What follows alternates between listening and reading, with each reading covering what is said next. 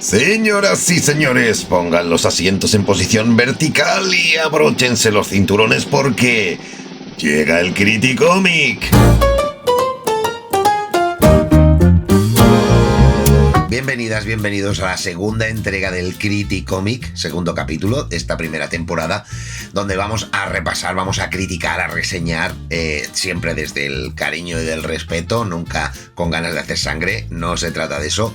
Pues 5 títulos nuevos, ¿no? 5 cómics nuevos, trato de que sea una colección de cómics lo más variada posible, lo más variopinta, para tener un poquito de cada cosa, y creo que la selección de hoy es una muy buena muestra de lo que estoy hablando. Además, me agrada traer bastante cómic femenino. Tenemos hoy un par de... ¿Vas a reseñar hoy de una vez cómic europeo? Joder, vamos a ver. No podemos estar todas las semanas con la misma historia del cómic europeo. Va a haber cómic europeo siempre que haya cómic europeo. Yo creo que lo podemos dejar estar ya y que no estés todo el día con la misma matraca, que al final la gente se aburre. Ay, bueno, lo que decía, que tenemos presencia femenina y cosa que me gusta, porque en el primer Criticómic también metimos, y voy a tratar siempre de balancear dentro de lo que yo tengo en mi comicteca y dentro de lo que vaya saliendo que me parezca de interés, porque al final siempre quiero leer historias que me entretengan y que me gusten. Eso es ¿Pero lo por más... qué tanta variedad si tú solo sabes reseñar de Salvat?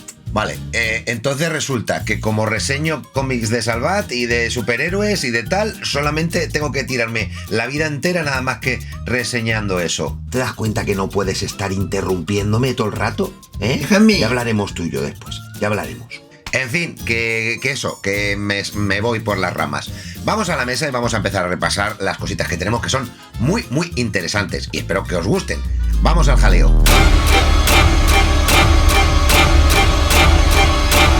Empezamos fuerte, empezamos con historias contundentes, con El Velo de El Torres y de Gabriel Hernández Gualta, un proyecto que ya tiene sus añitos y que se parió y se gestó pensando sobre todo en el mercado americano, pero que bueno, que después pues la editorial Carras pues lo tiene aquí publicado en los formatos habituales, y que pues nos narra una historia bastante contenidita, como podemos ver, bastante contenidita, muy curiosa, y a la que voy a hacer varias referencias cinematográficas o seriófilas, no sé, como queramos llamarlas, que la van a ilustrar bastante bien esta historia, porque además creo que era contemporánea o coetánea del ejemplo que voy a poner.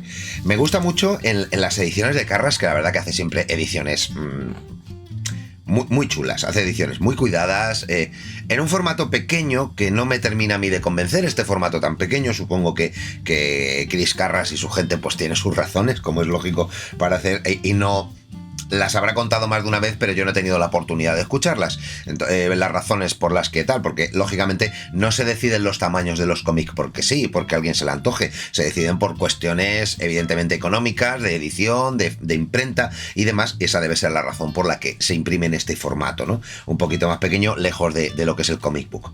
Ya digo que no me disgusta el tipo de tamaño, pero me gustaría verlo en tamaño un poquito más grande, ¿no? Tamaño comic book, simplemente, ¿no? Vamos, una apreciación muy personal, pues como todo lo demás, también son apreciaciones personales todo lo que digo. Bueno, súper interesante el tema del libreto este que viene aparte, dentro del velo, con los bocetos de Gualta, cómo se iban desarrollando los layouts, cómo iban haciendo todo, las distintas pruebas hasta llegar al punto que ambos buscaban para poder narrar la historia. Y esto siempre es súper interesante. Son cosas que cuando te sacan una edición prestigio de cualquier cómic, pues te la meten al final, ¿no? Y te añaden ese número de paginitas para que puedas disfrutarlo. Y aquí, pues bueno, lo tenemos en este folletito que viene aparte, que viene al margen con la historia del velo, ¿no? Voy a dejarlo aquí en un ladito para que no me moleste. Y bueno, veis, guardas ya te están avisando aquí con esta calavera y tal, te están avisando de que la historia que nos viene es bastante potente. Bueno, aquí tenemos esta muchacha. Voy a contar así sucintamente la sinopsis, porque la verdad es que tiene muchos giros, y sobre todo al final y tal. La verdad es que me encanta cómo guioniza el Torres. Tío, eres un crack, o sea, me encanta mucho lo bien que trata las historias. Cada vez que leo algo de él, cada vez que tal, me gusta el tono que les da, cómo va narrando tranquilamente, y cómo al final todo prácticamente termina teniendo sentido, ¿no? Dentro de un género, el género de terror, que siempre digo yo que es muy complicado, muy difícil el llevarlo a cómic, ¿no? Sobre todo para que leas un cómic que realmente te proporcione el terror o los impactos, los screamers que te da una película, que lo tiene mucho más fácil porque no solamente te lo da con la imagen, sino que te pega un golpe de efecto sonoro, un golpe de banda sonora, un golpe pana y tal, ¿no? Te levanta de la silla. Y eso entonces está recibiendo un doble impacto, ¿no? Aquí el impacto es únicamente visual, con lo cual es muy difícil, bastante complicado que algo te aterrorice, ¿no? En leyéndolo. Pero aún así hay 2 o 3 escenas en este cómic que la verdad que te hacen mirar un poquito para atrás y volverse muy disfrutonas.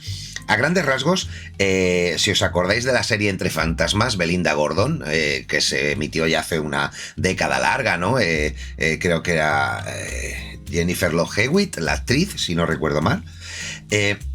Más o menos nos encontramos con una Belinda, pero de ese calibre, pero no en el sentido ñoño y amable, ¿no? De Entre Fantasmas, ¿no? Donde todo era paz y armonía y lagrimitas y todos los capítulos terminaban. Aquí no, aquí esto es más camino a John Constantine, ¿no? Es más camino a Hellblazer, más que, por supuesto, a Entre Fantasmas, ¿no? Aunque más o menos para enmarcar la pesadilla que vive esta muchacha, pues va muy bien, ¿no?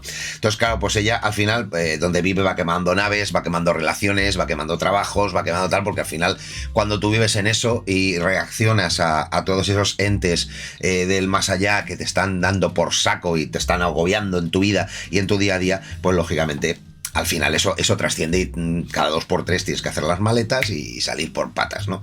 No te queda otra. Todo se enmarca pues en una road movie, en un viaje, en un camino itinerante que va cogiendo esta muchacha que trata de lidiar con sus monstruos personales, trata de lidiar con una pesadilla recurrente que poco a poco, a medida que avance y a medida que tal, va adquiriendo más presencia en la historia, ¿no? Y como digo, el Torres hace muy bien esto, hace muy bien su trabajo y todo termina redondo, ¿no? Todo termina redondeándose y comprendiéndose perfectamente al final de la historia, ¿no? Está muy bien, me gusta mucho. El dibujo de Walta, lo podéis ver, no vamos a presentar a este hombre, me parece que hace un dibujo súper correcto.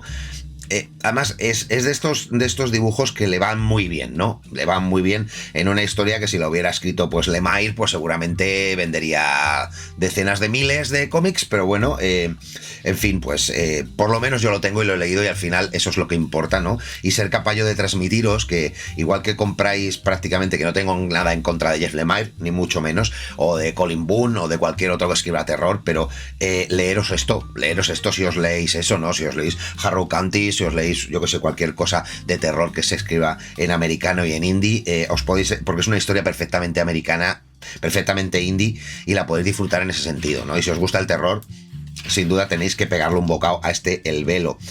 Estoy muy contento de haberlo leído, muy feliz de que hubiera llegado a mis manos y bueno, vamos a ver las notas que me he apuntado yo aquí en cuanto las vais a ver aquí, ahí las tenéis, las notas. Veis que el guión he puesto un 4, me parece un guión, ya digo, muy redondo, está muy bien. El dibujo también un 4, me encanta lo bien que pega, como lo acabo de decir, ¿no? El dibujo de Walta con la narrativa del Torres, ambas narrativas creo, la visual y la escrita, me parece que amachambran perfectamente bien el cómic.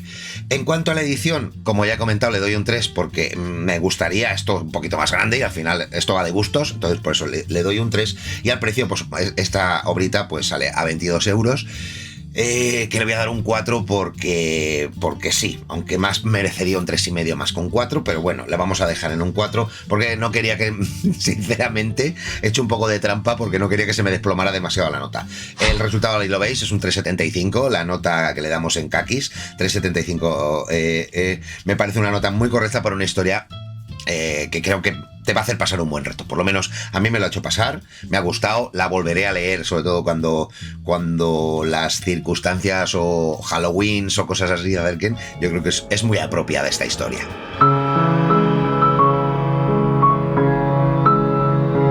Seguimos con este Comiendo con Miedo, que ya en el unboxing que hice del mes pasado, con todas las compras también de la pop-up y todo esto se vino de allí, esta historia de Elizabeth Karin. Hablé un poquito ya de este cómic en el unboxing, pero me apetecía porque al final los unboxings son más presentaciones de la historia y me apetecía entrar un poquito más en el meollo, ¿no? En el meollo de... No solamente de la obra en sí, sino del trasfondo, ¿no? Del mensaje, sobre todo. Ya sabemos que al final leemos por muchas razones, leemos para entretenernos, como es lógico, pero también leemos para aprender historia, leemos para tomar conciencia social de problemas del mundo, para conocer otras partes de la Tierra, o de una manera lúdico-festiva. O sea, cada cual elige el momento y cada momento tiene su lectura, eso es obvio. Y este Comiendo con Miedo entra dentro de esa faceta de cosas que uno debe saber en la vida, o que por lo menos te tienes que aproximar relacionadas con la psique humana, ¿no? Relacionadas con la manera de enfrentar problemas, de enfrentar monstruos, de enfrentar terrores. Y uno de ellos, creo que una plaga además de los últimos tiempos, por múltiples razones sociales que yo no voy a venir aquí a analizar ahora mismo, no es mi competencia, creo, yo vengo a hablar del cómic, pero en este cómic Elizabeth trata de hablar de la anorexia, ¿no? Anorexia bulimia, ese problema tan tremendo que afecta sobre todo a muchachas jóvenes, en menor medida muchachos, pero también los hay, gente pues adolescente, post-adolescente, que más o menos incluso alargándola ya un poquito más también a la edad ya de joven adulto, de 20 añeros y tal, y es una lacra bastante gorda a nivel psicológico en nuestro primer mundo, y creo que viene muy bien narrado en este cómic que ya comenté en el unboxing, que me parecía bastante autobiográfico, y no sé si Elizabeth Karin ha pasado por esto. Ya digo que como no sabía nada de la obra cuando la conocí en la pop-up, pues no le pude preguntar, y entonces pues me quedaré con la duda, y si algún día la vuelvo a ver en otro salón pues se lo preguntaré, porque me parece un dato interesante. Tenemos a la muchacha, a la protagonista, que se llama Elizabeth, se llama como ella, ¿no? Entonces, por eso de ahí atando cabos, ¿no? Y está contando su aventura a un chico, tomándose un café, en el plan que le voy a contar qué es lo que me ha pasado, por qué hace tanto tiempo que no nos vemos, y cuál ha sido mi plan, cuál ha sido mi vida, ¿no? En estos últimos años. Y a partir de ahí, pues entra en una espiral. Veis enseguida ese monstruo que va a ser un mantra que va a aparecer continuamente, es el mismo de la portada, esa especie de lobo oscuro con ojos rojos que va a estar ahí dando vueltas. Y entonces pues ya aquí entramos ya directamente al meollo del infierno personal que va a sufrir esta muchacha a medida que avance la historia. Lógicamente todos estos problemas se relacionan con la autoestima, se relacionan con las redes sociales, se relacionan con el entorno, con la educación. Es un problema multifactorial, o sea, yo con cosas tan complejas en mi día a día, en mi vida, siempre digo que nunca pasan por una única razón. No es que, claro, tú lo que tienes que hacer, una chiquita que esté metida en este drama tan tremendo, no, tú lo que tienes que hacer es comer y dejarte tonterías y punto. Dices, vale, ojalá las cosas fueran tan simples, ¿no? Tan sencillas. Pero, lógicamente, esta chica vive un infierno, como tantas otras lo han vivido, en el cual le pasan cosas que no comprende y tiene un entorno represor a su alrededor que creo que tiene más miedo al problema que tiene ella que ella misma. O sea, ese es el mayor escándalo de la situación, ¿no? Porque cuando una chiquita se mira delante de un espejo, empieza a verse gorda, cuando está normal bajo los cánones que podemos tener las personas o los que nos hemos dado, ¿no? Por nuestro comportamiento. Y de esa manera entramos en una espiral en la que un monstruo interior empieza a dictarnos al oído, como si fuera un pepito grillo, lo que tenemos que no comer, la cantidad de deporte que tenemos que hacer, y nos está dando ese amor y esa comprensión. Véase este monstruo como ciertos grupos de redes sociales, ciertas compañías, ciertas voces que te arrastran a esa adicción al no comer, porque al final es otro tipo de adicción, ¿no? No solamente las adicciones se entienden con drogas o con ludopatías y tal, esto es otro tipo de adicción, además muy, muy perniciosa. Entonces, esa figura, ese monstruo que sustituye a tantas cosas alrededor de esa persona, pues la va llevando y acompañando y comprendiendo, sobre todo, a un final que en muchos casos ha sido tremendamente trágico. Yo creo que Elizabeth lo hace súper bien, narrando el proceso, porque además creo que le quita mucho drama. ¿Me explico? Porque estas historias se pueden tratar para la lágrima fácil, se pueden tratar para tal. Y yo creo que no, yo creo que se aleja bastante bien de esas mierdas, de no querer contar ir a hacerte pupita, ¿no? Al corazón y centrarse bastante bien en lo que se tiene que centrar, ¿no? También te tengo que advertir que es un cómic incómodo. Es un cómic que no es para todo el mundo.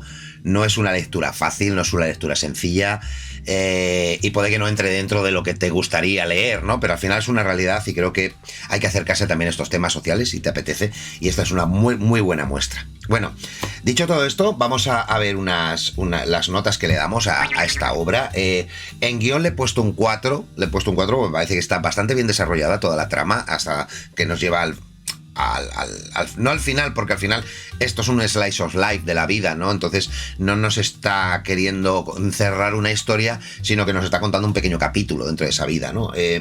En dibujo le voy a dar un 3, porque la verdad es que no he querido hacer sangre, pero el dibujo no me termina de convencer demasiado, sobre todo porque, aunque sí que es muy evocador, pero esa ausencia total de fondos, esa ausencia, yo entiendo que bueno, se busca simplicidad en la obra, pero se me antoja demasiado simple en ocasiones, ¿no? Se me antoja dibujos con láminas vacías, que supongo que es el propósito también de la autora, pero no he querido darle de más, porque no me parece un dibujo demasiado excelso. En ese sentido creo que un 3 está bien.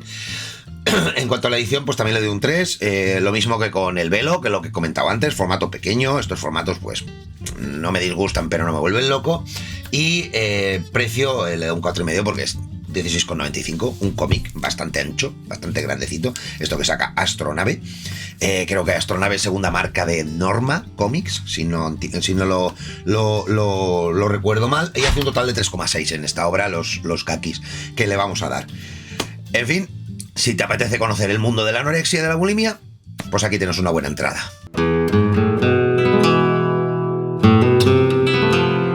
Bueno, Carla Berrocal, Doña Concha, La Rosa y la Espina.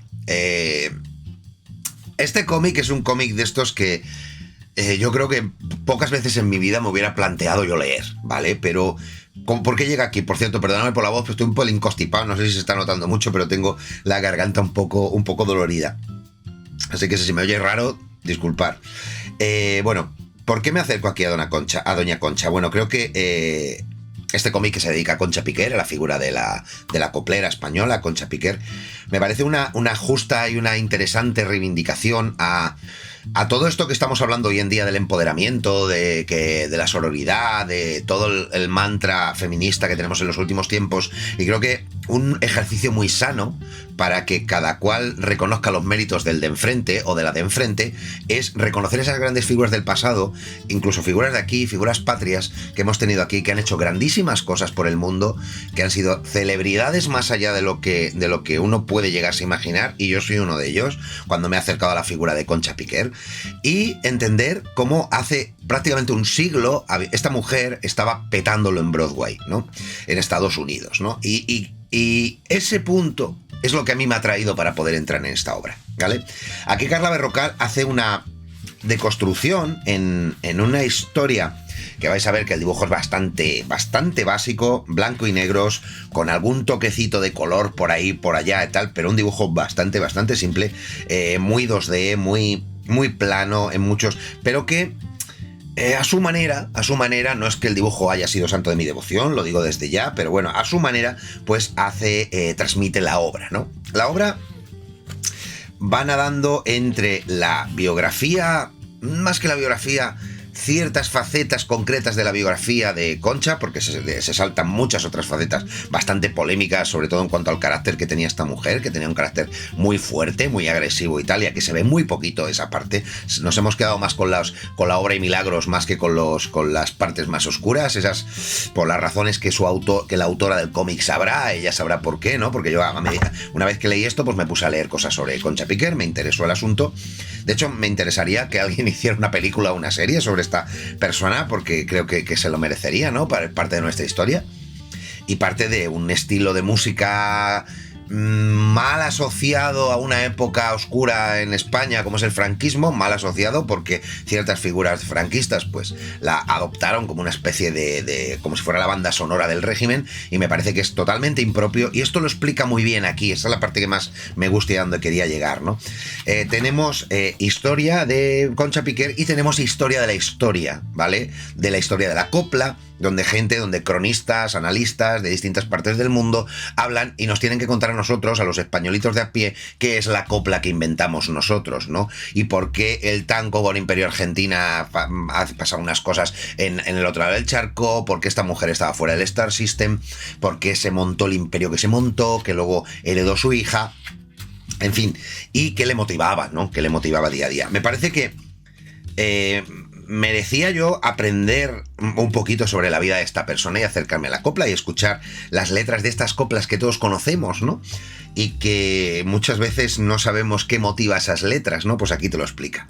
Te explica todo qué hay detrás de esas letras que parecen huecas y vacías, pero realmente son cantos libertarios por parte de muchas mujeres que estaban oprimidas bajo los yugos de sus maridos. Y la única manera de expresarlo a viva voz era cantando una copla, ¿no? Y ese es un poco el objeto, lo que se buscaba aquí.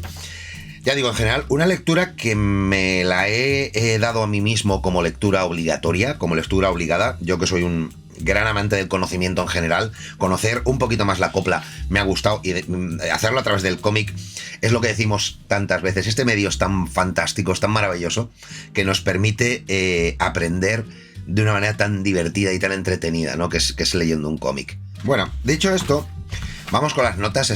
Doña Concha, y bueno, ahí las estáis viendo. Le he dado un 3 al guión porque realmente esto es medio cómic, medio documental, ¿vale?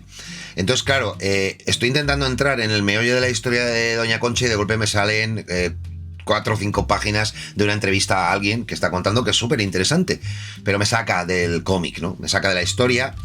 Y eso lo convierte en un producto un poco complejo de leer, un poco complicado.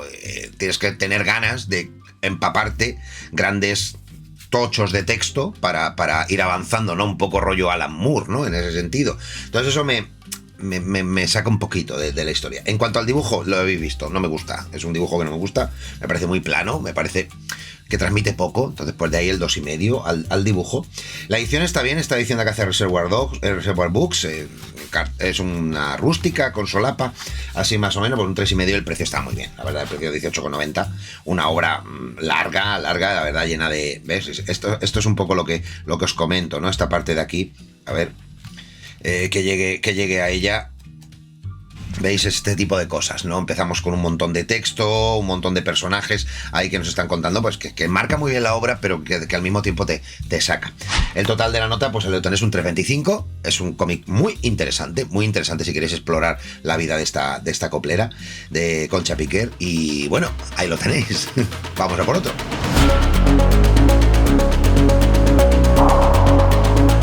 Bueno, un espacio le teníamos que dar aquí a la hora del amigo Azconegui, que bueno, hemos estado en directo con él, hemos en persona, con su mujer, en los distintos sitios donde va y tal, y bueno, sabe que cuenta con todo nuestro apoyo para andar evolucionando dentro del mundo del cómic y aquí en España, que siempre es complicado.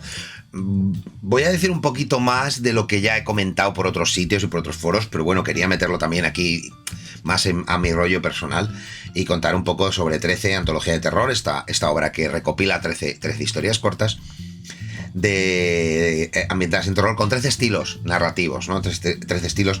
Daniel Azconegui, autor completo, con inestimable ayuda de Nacho Golfe. Aquí tenemos la dedicatoria.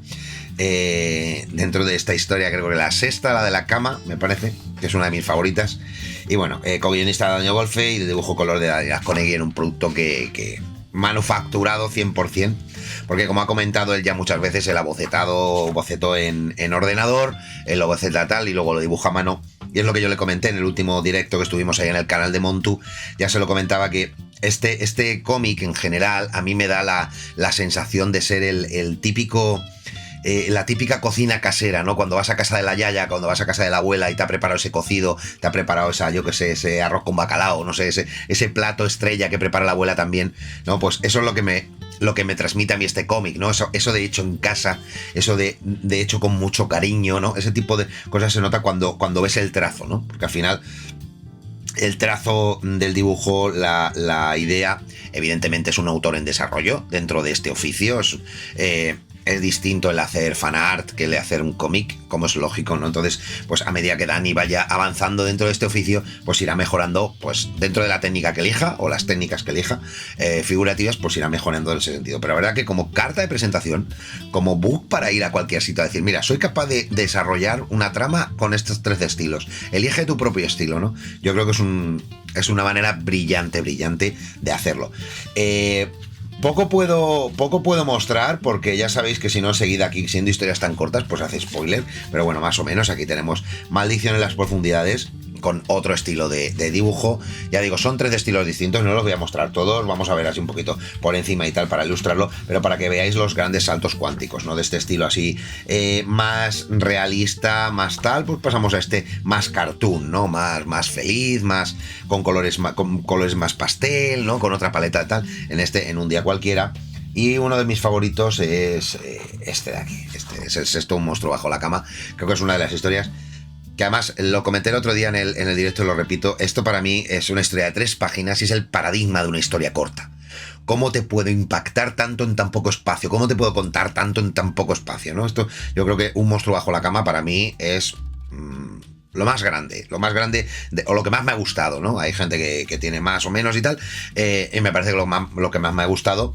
Y en cuanto a nivel dibujo, a nivel creativo, me parece que esta última, la de Viaje de Venganza, con estas imágenes, ya comenté el tema de las brinas de hierba, el currazo tremendo que tiene hacer todo esto, y por supuesto esta figura que aparece aquí, increíble, ¿no? Que ilustra también la portada, ¿no? Con esa máscara diablesca, ¿no? Esa máscara de Tengu que aparece aquí también, y que me parece, pues eso, muy redonda.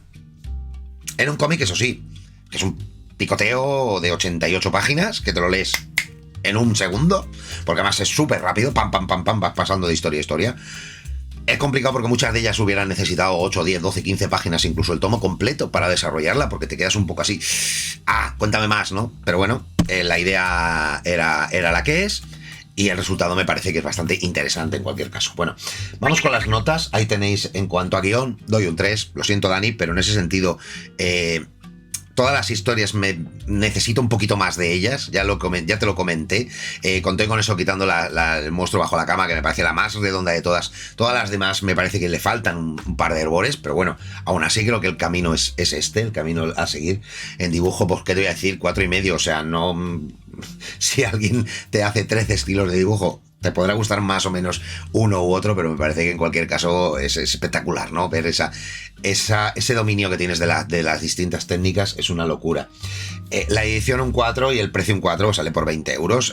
Ahora ya está en tiendas. Esta es la edición de crowdfunding, la tienda ofrece la figura del caballero entero aquí en la portada y sale por 20 euretes.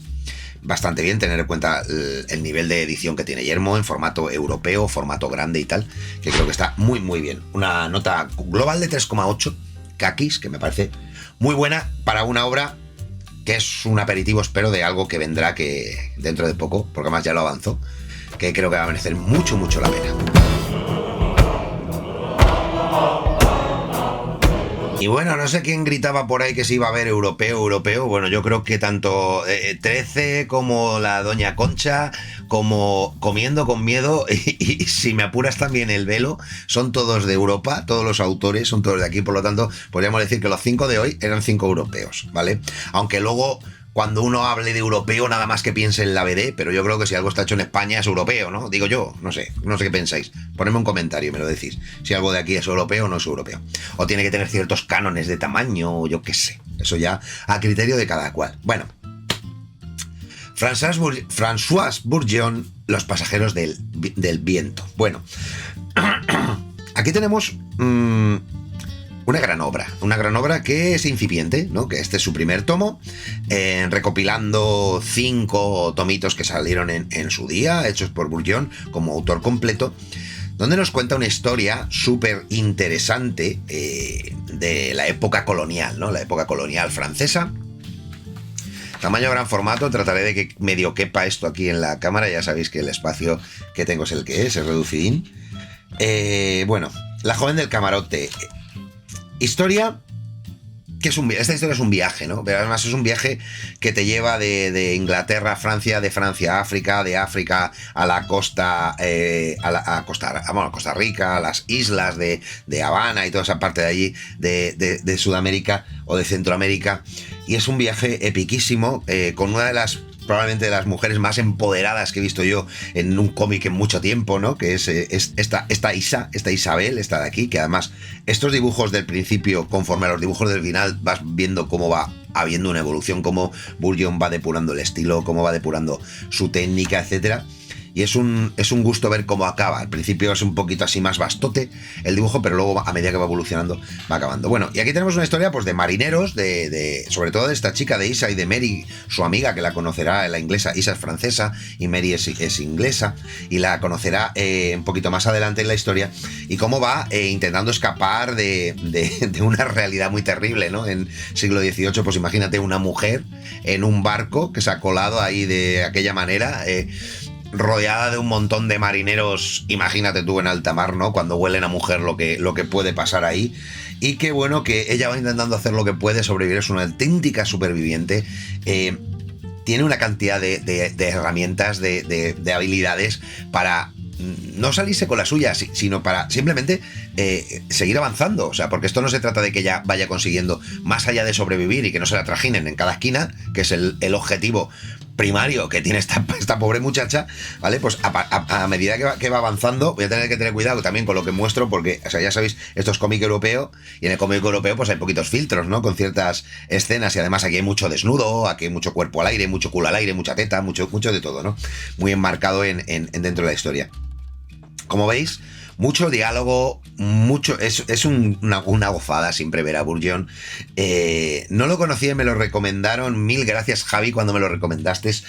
Ya he encargado el segundo, ya me dijiste que es una lectura para ir yendo poco a poco. Este primero ya evidentemente ha caído. Interesante la parte inicial, pero yo creo que la parte más guay de este cómic es la parte de África, ¿no? Cuando va a ver a los reyes negros, ese comercio de esclavos que se mantiene allí, ver cómo si el hombre blanco es un cabrón, el hombre negro es muy cabrón también con los suyos, cómo se tratan entre ellos, y después cuando el hombre blanco los compra, cómo los trata. O sea, aquí el ser humano se trata tan mal en general entre ellos, sean blancos, negros, hombres, mujeres, todo el mundo se trata horriblemente mal comparado a los estándares que tenemos hoy en día. O sea, yo a veces alucino cómo ha podido llegar la humanidad a donde estamos, y sobre todo el sentido ético, a pesar de lo que pasa muchas veces y las cosas que se oyen y se ven y tal, el sentido ético y el sentido de comprensión hacia nuestros iguales que tenemos hoy en día comparado con esto, porque otra cosa no, pero Burjon hace un ejercicio histórico espectacular. O sea, aquí el nivel de documentación juega en otra liga. O sea, eso hay que tenerlo claro. Esto no es improvisado. Aquí hay un trabajo, de hecho, hay un trabajo descriptivo en el final de uno de los o el principio de una. Aquí, por ejemplo, ¿no? O sea, imaginaros el trabajo descriptivo de recopilación que hace Burjon cuando llegan aquí al campamento africano, la reconstrucción de un barco. Esto es todo marca de la casa, donde te dice después aquí por dentro, por fuera, una sección transversal del barco, y después aquí pormenorizado por partes cada zona del barco. Y el lenguaje es como leer Moby Dick cuando están subidos al barco, ¿no? Que si el mascarón de proa, que si amarra los trinquetes, todo eso. O sea, todo el lenguaje que se utiliza, se nota el trabajo mimado, cuidado que se ha hecho. Y fijaros lo que os he dicho antes, si veis esta página ya veis aquí una evolución, y llevamos nada más que la mitad, y veis una evolución del dibujo de Burjon espectacular. Se nota muchísimo del principio al final, es increíble. Se nota que han pasado pues los meses, años que hayan pasado entre que empieza y acaba, y es una auténtica gozada. La verdad que he disfrutado mucho, y es un cómic que no es para leerlo del tirón, y me ha apetecido leerlo del tirón. Lo he leído durante una semana, por las tardes, a ratitos. Trataba de leer uno de los tomitos completos, o si no, medio tomo largo y tal, y en prácticamente una semana me lo he despachado, y ni me he empachado ni nada, y me ha parecido una lectura muy buena, con ganas de continuar con su obra, de ir avanzando dentro de la obra de Burjon. Y bueno, vamos con las notas. 4,5 al guión, 4,5. Espectacular la historia, ya lo digo. O sea, la historia es una puñetera maravilla. Y acordaos lo que os he dicho de las notas en el vídeo anterior. Coger las notas que os apetezcan, de todas las que digo.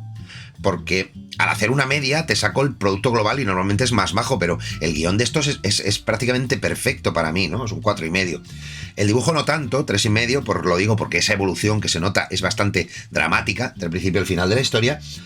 La edición un 4, ediciones de Astiberri de gran formato, brutales, calidad, papel, todo, es espectacular, las tintas, todo.